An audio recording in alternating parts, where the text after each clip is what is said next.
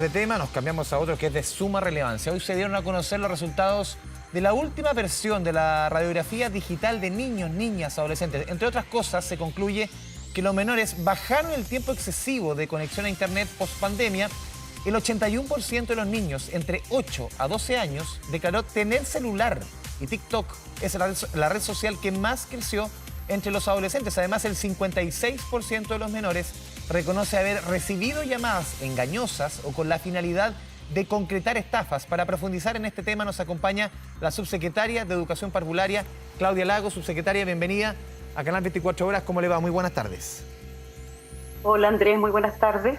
A ver, subsecretaria, un estudio que se hace en 1000 niños, niñas, adolescentes entre 8 a 17 años, todos quienes tenemos hijos, hijas en esta edad realmente que son números, subsecretaria, quiero decir, a uno como padre lo abruman. A ver, más de 4 horas de lunes a viernes cayó o niños, niñas que permanecen más de 4 horas frente a una pantalla de 40 a 31%. Yo lo que mencionaba al inicio, claro, son cifras menos malas, pero siguen siendo cifras de una exposición a pantallas que a esa edad es poco sana. Absolutamente. Bueno, y eso da cuenta un poco de cuáles son las prácticas sociales que hoy día prevalecen por distintas razones, ¿verdad?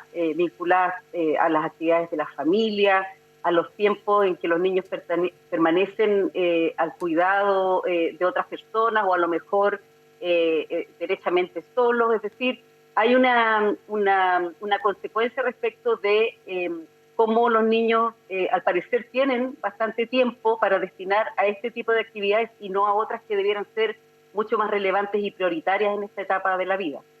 Claro, uno ve otros números, usted lo menciona, el tema del tiempo libre a esta edad, sobre todo, es fundamental. A ver, en los fines de semana, el 48% pasa más de 4 horas en pantalla. Entre los fines de semana, los jóvenes, niños, niñas, adolescentes que tienen entre 13 a 17 años, 1 hora al aire libre. O sea, aquí también claramente uno dice un fin de semana, también ahí está la labor de los padres o del adulto responsable que esté ahí. O sea, si el fin de semana ese joven, esa joven tiene 1 hora de aire libre un fin de semana, es que ahí hay un problema, ¿no?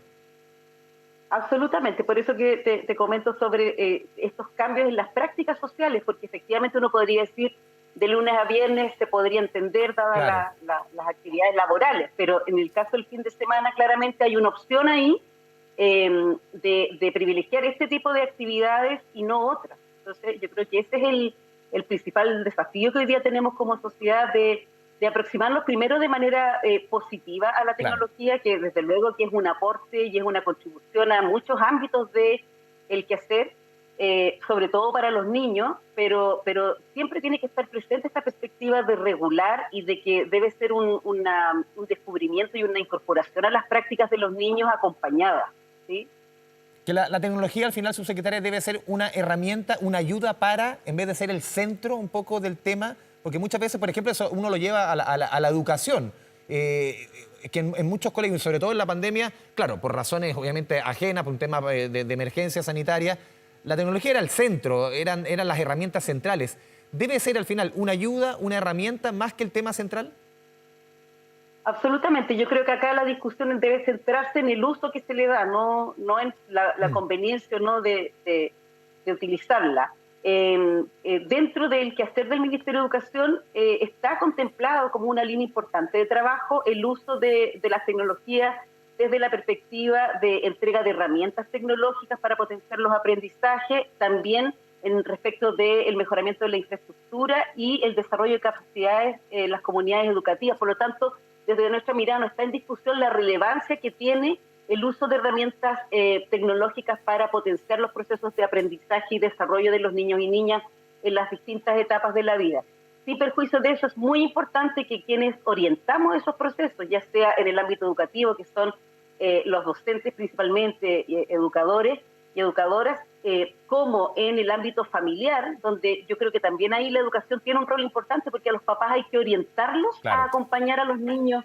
Subsecretaria, es que justamente en ese punto, el rol de nosotros los padres, padre, madre o el adulto responsable de ese niño, niña o adolescente, y uno lo que más aprende siendo papá, siendo mamá, es que los niños aprenden no por lo que les decimos, sino por lo que hacemos.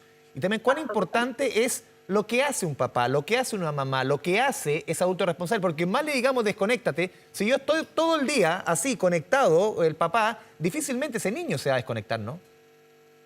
Absolutamente, y además, eso que tú dices muy acertado, y además tiene que ver con la responsabilidad que tenemos como adultos de ofrecer actividades alternativas al uso de pantallas o complementarias, es decir, esto que tú mencionabas respecto del tiempo que se invierte en actividades físicas o actividades al aire libre es una responsabilidad, es decir, el tener que equilibrar estas posibilidades y que los niños aprendan a otorgarle un valor a la experimentación y el contacto con el entorno y con la naturaleza es algo que es muy importante. O sea, los niños dentro de sus hábitos diarios y de sus rutinas debiera estar incorporado el tener actividades al aire libre, ya sea de desplazamiento, ya sea de juego propiamente, de esparcimiento. Las alternativas de entretenimiento de las familias tienen que estar orientadas por actividades que salgan del uso de las pantallas, que tiende a ser lo más fácil. Usted se habrá dado cuenta en contextos, por ejemplo, como el restaurante, el supermercado, es bien común ver niños que están conectados a pantallas o que los papás están conversando y para poder darle curso a la conversación le pasan una pantalla a los niños y los niños un poco se abstraen en ese ejercicio. Entonces, es yo como creo el chupete de las guaguas. Bueno, en psicología y en educación se habla de los objetos transicionales. Hoy día la pantalla es un objeto transicional, es como el tuto, como el chupete, es decir, para de alguna manera o distraer al niño o calmarlo o contenerlo emocionalmente, se les pasa la pantalla. Subsecretaria, a ver, es muy tener conciencia de eso. Sí, partamos un poco obviamente que el tema de esta entrevista es proponer, es ver por dónde se puede atajar esto, y lo decíamos en el enunciado. 8 de cada 10 niños entre 8 a 12 años reconoce tener un celular a esa edad, de 8 a 12 años. ¿Qué se hace, por ejemplo, con los papás cuando te dicen, y uno lo escucha mucho, es que si no le doy un celular, él queda fuera? ¿Cómo se conecta? Tiene que tenerlo porque si no prácticamente sería un bicho raro dentro de su entorno. ¿Por dónde se parte ahí? Porque al final, y uno lo conversa también con gente que no es muy también afín a las pantallas, te dicen, a los niños entregarle un celular a esa edad, sin el criterio, es entregarle droga. En el fondo, en el sentido como adicción. Sí, sin duda, porque vas favoreciendo un hábito. Yo creo que hay dos cosas relevantes. Respecto del estudio, claro, el recorte que hacen es desde los 7, 8 años en adelante, pero yo conversaba en la mañana con quienes presentaban el estudio y les decía, estoy segura que si se hiciera un estudio de niños más pequeños, igual nos encontraríamos con subsecretaria, uno que va a los controles de los niños con el pediatra, 1 o 2 años, y para dejarlos tranquilos en la consulta están ahí a los niños al año pegados con el celular. Y uno dice, no, yo por lo menos no entiendo. Claro, y eso tiene implicancias en las oportunidades que pierden los niños de interactuar con otros, de favorecer su lenguaje, de otras actividades. Entonces, efectivamente, desde la perspectiva de lo positivo, lo que tú dices es muy importante porque que el niño esté frente a la pantalla o no es de alguna manera responsabilidad del adulto. Entonces, nuestra responsabilidad pasa por ofrecer actividades físicas o alternativas a la televisión y a las pantallas, practicar deporte, llevar a los niños a cosas tan cotidianas y sencillas como jugar en una plaza, andar en bicicleta o simplemente caminar y conversar con los niños. El buscar programas, si ya es inevitable que sean parte, digamos, de esta aproximación a las pantallas, buscar programas o juegos adecuados a la edad de cada uno de los niños, buscar plataformas que entreguen contenidos adecuados, que entreguen de alguna manera contenidos educativos. Otro elemento muy importante es establecer límites y en términos de tiempo, pero también de zonas donde tú utilizas las pantallas. Es decir, uno puede definir, por ejemplo, que en las horas de alimentación, de comida o de espacios en que estén juntos no es preciso tener... que no sean cerrados en la pieza, por ejemplo. Exactamente, acompañarlos en el proceso de saber qué es lo que ellos buscan, a qué páginas se meten, qué cosas les interesan, etcétera. Y evitar ciertas asociaciones, por ejemplo, la asociación de la pantalla y la comida, por ejemplo.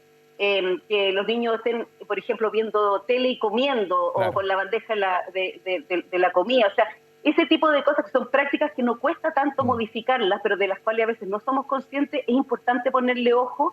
Y como tú muy bien decías al principio, acá hay un tema clave que es predicar con el ejemplo. Es decir, si uno le da un buen uso a las pantallas, si uno les da una buena utilidad, yo soy capaz de guardar el teléfono cuando voy manejando o cuando estoy conversando con alguien para mirarlo a los ojos, etcétera, etcétera. Efectivamente, también puedo modelar un estilo y una práctica mucho más positiva.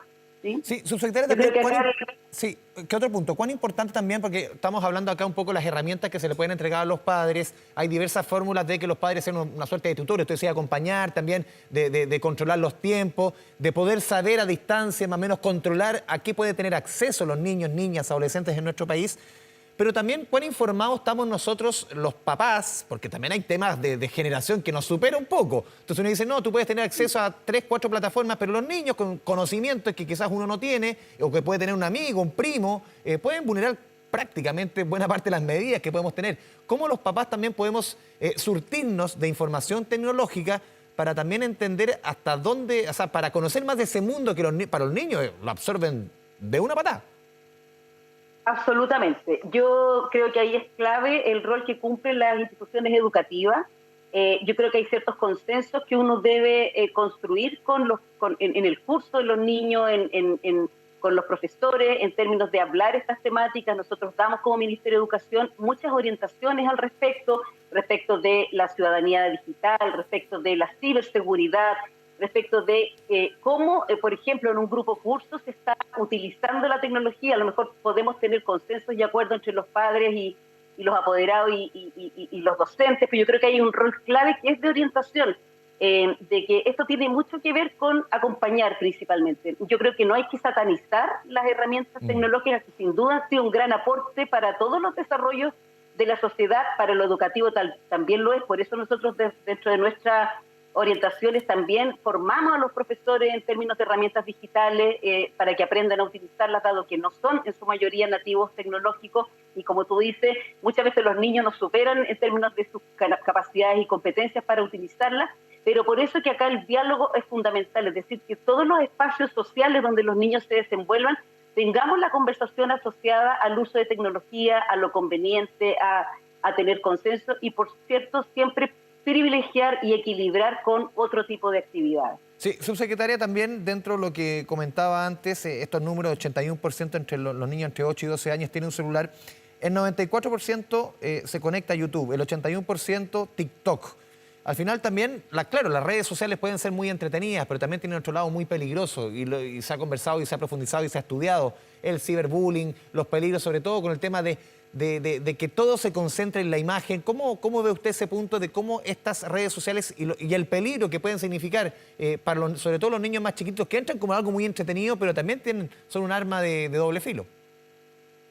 Sí, absolutamente. Yo creo que ahí lo primero es tomar conciencia de las potencialidades y, digamos, de los peligros. Yo creo que este tipo de intervenciones, estas conversaciones que ustedes también como medios lo tematicen, es algo tremendamente importante, porque la actividad con la tecnología habitualmente es muy ensimismada, es muy solitaria, entonces se desarrolla de manera individual. Los niños en general están solos frente a la pantalla, están por lo mismo a lo mejor interactuando cuando son más grandes a través de la pantalla con otros, pero igual es una actividad que no promueve necesariamente como el intercambio o tener espacios de interacción con otros. Y eso, por supuesto, lleva muchas veces a disponer de mucha información, de mucho conocimiento que debemos seleccionar y utilizar con criterio, tomar decisiones respecto de qué hacer para utilizar la tecnología. Son decisiones de criterio que hay que empezar a favorecer y fortalecer desde muy chiquitito. O sea,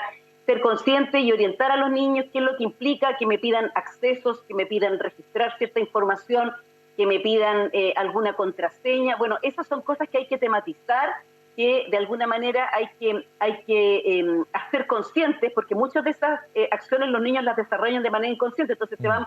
La página o la aplicación te va pidiendo información y tú se la vas dando, pero no vas racionalizando lo que eso implica, y por eso que a eso me refiero yo con el acompañamiento y con modelar, en el fondo, el hacer a los niños conscientes que acceder a la tecnología o acceder a otros espacios a través de la tecnología implica necesariamente que uno va todo el rato negociando información y conocimiento que siempre uno tiene la posibilidad de limitar o de restringir. Entonces, más bien tiene que ver con desarrollar el uso consciente de estos recursos.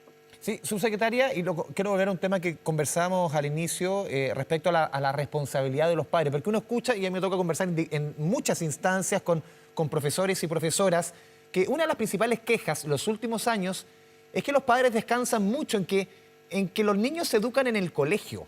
Y en el fondo, cuán importante, o en el liceo, en el lugar donde estén, cuán importante es que nosotros como papás tomemos ese rol de sentarnos frente a nuestra hija, frente a nuestro hijo, y nosotros tomar ese rol, tomar el toro por las astas, y somos nosotros al final el principal modelo para nuestros hijos. Quizás buena parte de las herramientas, algunas las van a tener en el colegio, pero la gran mayoría quizás están en el hogar, están con los adultos responsables. Porque, insisto en el punto, muchos profesores, profesoras sienten que los papás, el último tiempo, descansan demasiado. La educación tiene que estar en el colegio. Y cuando buena parte uno aprende a la larga, ¿qué es en la casa? Absolutamente. Mira, ahí un poco como reforzar lo que te decía hace un minuto.